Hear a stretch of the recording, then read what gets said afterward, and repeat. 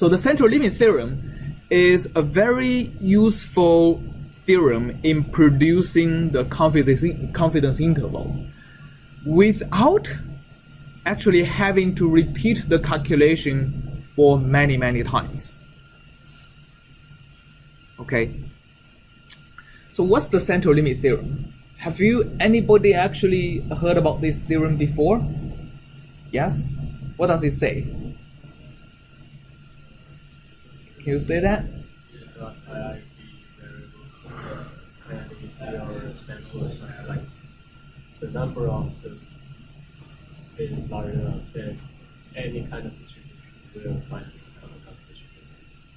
So okay, so the ultimate conclusion you said is correct. Any distribution is going to become a Gaussian distribution, right? The conditions is a little bit it's a little bit different from exact statement you just said. So the central limit theorem, usually called the CLT because it's so central to probability and statistics, says that if you have a bunch of random variables x0, x1, xn, etc., infinitely many random variables, and they are IID, means independent, so every pair of them are independent, and also identically distributed, which means the distribution of x0 is the same as the distribution of x1. It doesn't care what distribution you have, okay, and has finite variance.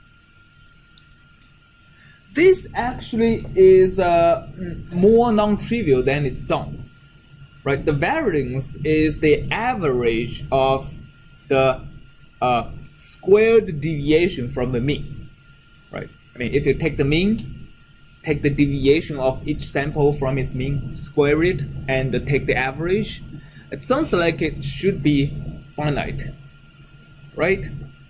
But it's not always the case.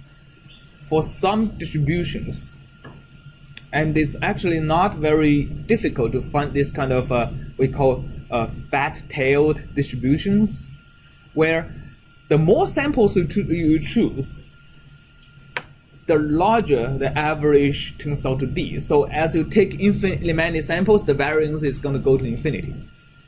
So these kind of distributions are actually pretty commonly seen, especially from distributions in social and the natural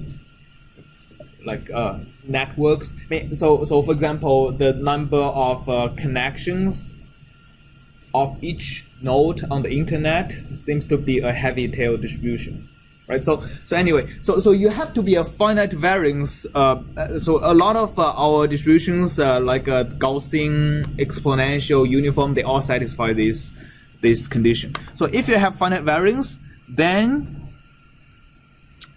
the distribution or the PDF of summation of I goes from 1 to n xi, so I'm summing over all these random variables, but then I'm gonna divide by something. I'm not gonna divide by the number, right, which is gonna give the average of the random variables. I'm also not gonna divide by 1, which gives the sum. I'm gonna divide by square root of n.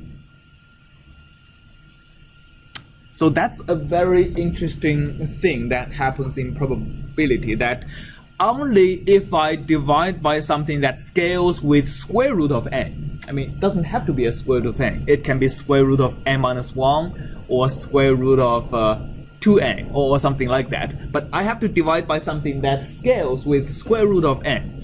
That the PDF of that converges to the PDF of a Gaussian. All right. So basically, the average, not exactly the average, or not exactly the sum of the random variables divided by the square root of the number actually converges to something that is known to be a Gaussian distribution.